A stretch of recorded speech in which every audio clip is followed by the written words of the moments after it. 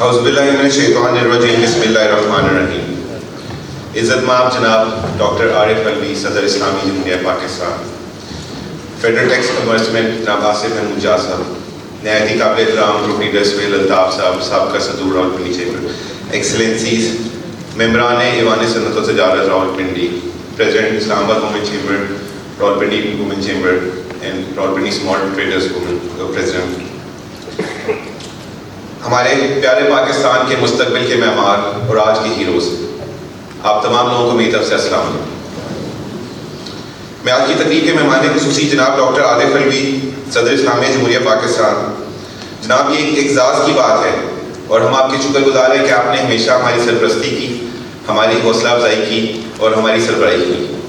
چاہے وہ I T awards ہوں، چاہے وہ ٹیکس پیئر ایوارڈز ہوں، چاہے وہ آل پاکستان چیمبر پریزیڈنٹ کانفرنس ہو یا پنک ریبن کے متعلق کوئی بھی ایونٹ ہو، آپ نے ہمیشہ ہمارا ساتھ دیا اور ہماری ہمت بڑھائی. مجھے نہایت خوشی اور مسرت ہو رہی ہے کہ بطور صدر ایوان صنعت و تجارت ہم ایجوکیشن ایکسلنس ریکگنیشن سیریمنی کا انعقاد کر رہے ہیں، جس کا مقصد آج ان افراد اور ان تعلیمی اداروں کو سراہنا ہے کہ جنہوں نے اس ملک کے تعلیمی شعبے میں گراں قدر خدمات سر انجام دی. راولپنڈی چیمبر نے ہمیشہ ایک اہم کردار ادا کیا ہے انڈسٹری اکیڈیمیا لنکیج کے اوپر. جناب صدر، اس وقت 27 یونیورسٹیز کے ساتھ ایم او یو کر کے راولپنڈی چیمبر اسٹوڈنٹس کی اسٹرینتھ کو بلڈ اپ کرنے کے لیے، ان کی گرومنگ کرنے کے لیے، ان کی آگے کیریئر گائیڈنس کے اوپر ان کے ساتھ مل کے ان کو انٹرپرینورشپ کے اوپر رات دن کی ہماری کوشش ہوتی ہے کہ یہ جو اسٹوڈنٹس جب فارغ التحصیل ہوں تو یہ جاب سیکرز کے بجائے جاب کریٹرز بنے. راولپنڈی چیمبر اپنا ایک بھرپور کردار ادا کر رہا ہے تمام یونیورسٹیز کے ساتھ. جناب صدر، اس کے علاوہ ہم جینڈر ایکوالٹی کے اوپر بات کر رہے ہیں، ہم مینٹل ہیلتھ کے اوپر کام کر رہے ہیں، ہم ڈسیبلٹیز کے اوپر بھی کام کر رہے ہیں، اور اس کے ساتھ ساتھ ہماری کوشش ہے کہ ہم خواتین کو مور امپاورمنٹ کریں. آپ آج دیکھ سکتے ہیں کہ یہاں پہ ایک اچھی تعداد میں خواتین موجود ہیں جن کو آج شیلڈ سے نوازا جائے گا. ہماری کوشش یہی ہے کہ ہم راولپنڈی چیمبر کی تمام جو خواتین ممبر ہیں، ہمارے جو وومن چیمبر ہے ہمارے ساتھ، ہم مل کے ان کو امپاور کریں، ان کو سکھائیں اور ان کو گرو کرنے میں ان کی مدد کریں. اس ہال میں موجود اس پروکار تقریب کا انعقاد کرنے کا جہاں میرا مقصد بائیں جانے موجود شخصیات اور اداروں کی شناخت اور ان کی خدمات کا اعتراف کرنا ہے کہ جنہوں نے ملکی تعلیمی شعبے میں بھرپور حصہ ڈالا، وہیں دوسری جانب اس ہال میں موجود اس پروگرام کو دیکھنے والے لوگوں کے درمیان اس بات کو فروغ دینا بھی ہے کہ آنے والے وقت میں بھی وہ تعلیمی شعبے میں اپنا کردار ادا کریں. اس کے علاوہ ہمیں مل جل کے اس بات کو ترغیب دینی ہے کہ جہاں پہ تعلیمی ادارے انسٹیٹیوٹس کے اندر علم اور ہنر سکھا رہے ہوتے ہیں، اس کے ساتھ ساتھ پاکستانی نسل کو پاکستانیت سکھانے کی اور پاکستانیت کا جذبہ ابھارنے کی بھی بہت ضرورت ہے کہ جو اس قوم کو اس وقت بہت سخت ضرورت ہے. قرآن میں اللہ تعالیٰ نے فرمایا ہے، رب زدنی علما، اے میرے رب میرے علم میں اضافہ فرما. زندگی میں اس سے اچھی کوئی خواہش اور کوئی دعا نہیں ہو سکتی. ہم اپنی یونیورسٹیز میں ان کی جستجو تو سکھا رہے ہیں، مگر ایک اور یونیورسٹی ہے کہ جس میں انسانی تعلقات کی یونیورسٹی. قرآن ہمیں سکھاتا ہے انسانی تعلقات کو مضبوط کرنا. آج ہمیں آنے والی نوجوان نسل کو وہ ویلیوز، وہ مورل ویلیوز سکھانے کی ضرورت ہے جو غائب ہو گئی. آج دنیا ہماری طرف دیکھ رہی ہے، چاہے وہ ویلیوز کسی دین مذہب سے ہوں یا کسی بھی انسانیت کے ساتھ ہوں، وہ ویلیوز مسنگ ہیں. اور ایک ہجان کی کیفیت جو تاری ہوئی ہے اس وقت کہ جس میں کماؤ اور دنیا کے ذخائر استعمال کرو. حصول علم اور حصول رزق کے درمیان میں بیلنس نہیں ہے، سکون اور عافیت کے درمیان میں بھی بیلنس نہیں ہے. آج یہ بات کرنا اس لیے ضروری ہے کہ اساتذہ اور تعلیمی اداروں کے ان لوگوں کو جن کے درمیان ہم لوگ آج یہاں موجود ہیں، ہمیں اس بات کی یقین دہانی کرانے کی ضرورت ہے کہ آنے والی نوجوان نسل اسٹریس فری ہو کے اس زندگی کی جو خوبصورتی ہے اور اس کی جو محبت ہے اس کو انجوائے کرے. اس بیلنس کو آج اجاگر کرنے کے لیے بھی ضروری ہے کہ آپ بھی اس قوم کی امید ہیں اور آپ نے اس نوجوان نسل کو تیار کرنا ہے کہ جس سے ملک آگے چل کے اس ملک کی بھاگ دوڑ سنبھالنی ہے. یقیناً ہم سے ماضی میں غلطیاں ہوئی ہیں، مگر ہم امید کرتے ہیں کہ ایک نئی نسل سے کہ وہ ہمیں ایک اچھے مستقبل کی طرف لے کے جائے گی. سائنس اور ٹیکنالوجی کے شعبے میں دنیا پاکستان کی طرف دیکھ رہی ہے. جتنی جلدی ترقی ہم سائنس اور ٹیکنالوجی کے شعبے کے اندر کر سکتے ہیں جناب صدر، اتنی جلدی ترقی کسی اور شعبے میں ممکن نہیں. یہ آپ ہم سب پورا پاکستان پوری دنیا جانتی ہے. ہمیں چاہیے کہ ہم سائنس اور ٹیکنالوجی کی دنیا میں اپنے بچوں کو آنے والی ٹیکنالوجیز کے لیے تیار کریں. اس سے ایک ملک کو بہت بڑا فائدہ ہونے کا امکان ہے. اور قومیں ترقی تبھی کرتی ہیں جب وہ مکمل طور پہ تیار ہو۔ خواتین و حضرات، دنیا اب بدل چکی ہے، نالج کی کوانٹٹی اب بہت ہو چکی ہے، اور ہم خوش قسمت ہیں کہ ہم اس دور سے گزر رہے ہیں کہ جہاں پہ 99% انفارمیشن ہماری ایکسیس کے اندر ہے۔ ہمیں چاہیے کہ اس انفارمیشن سے فائدہ اٹھایا جائے۔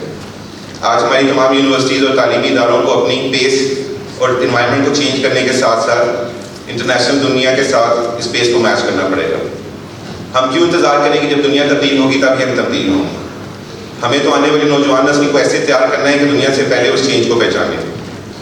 With ChatGPT-3 also around the corner، کیا ہم آنے والے AI کے طوفان کے لیے تیار ہیں؟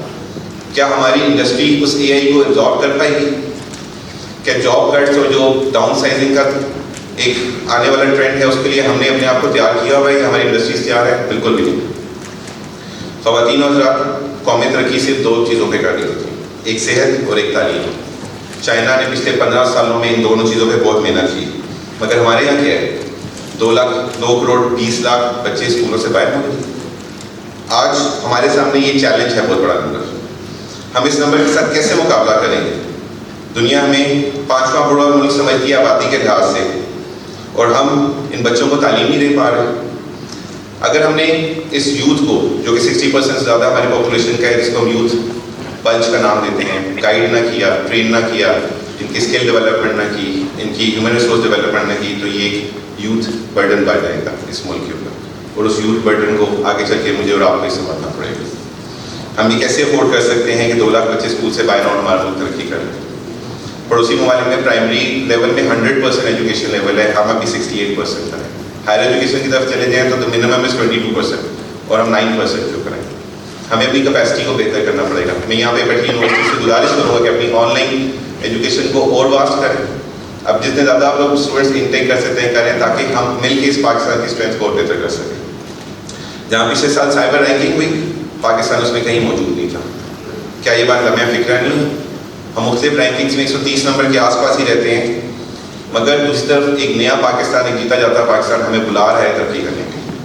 ضرورت آج صرف اس بات کی ہے کہ ہمیں جلدی چیزوں کو سیکھنا ہے اور ایبزارب کرنا ہے، اور اگر جلدی پہچانیں گے اور چیزوں کو جلدی سے ایبزارب کریں گے تو ہماری ترقی کے راستے اور واضح ہو جائیں گے۔ یہ سب کرنے کی ذمہ داری ہمارے اوپر ہے۔ ریاست کو بلیم دینا کسی بھی مسئلے کا حل نہیں ہے۔ ہمیں چاہیے کہ ہم ایک بہتر طریقے سے پالیسیز بنا کے ریاست کا ساتھ دیں اور ان تمام مسائل کو حل کریں۔ اور اگر آج ہم جو کچھ کہہ رہے ہیں، اگر ہم اس ملک کو بہتری کرنے کے لیے ایک دوسرے کا ساتھ دیا تو یقیناً ایک خوبصورت اور شاندار پاکستان کا مستقبل ہمارا انتظار کر رہا ہے۔ پاکستان کا جو مستقبل ہے اس میں اپنے ریسورسز پہ نظر ڈالنے کی ضرورت ہے۔ قدرتی وسائل ایک ٹول ہے، مگر اس ٹول کو امپلیمنٹ کرنے کے لیے ہمیں ہیومن ریسورس ڈیولپمنٹ کی بہت سخت ضرورت ہے، اور آج کل کی دنیا میں انٹلیکچوئل ریسورسز کی بہت ہی زیادہ ضرورت ہے۔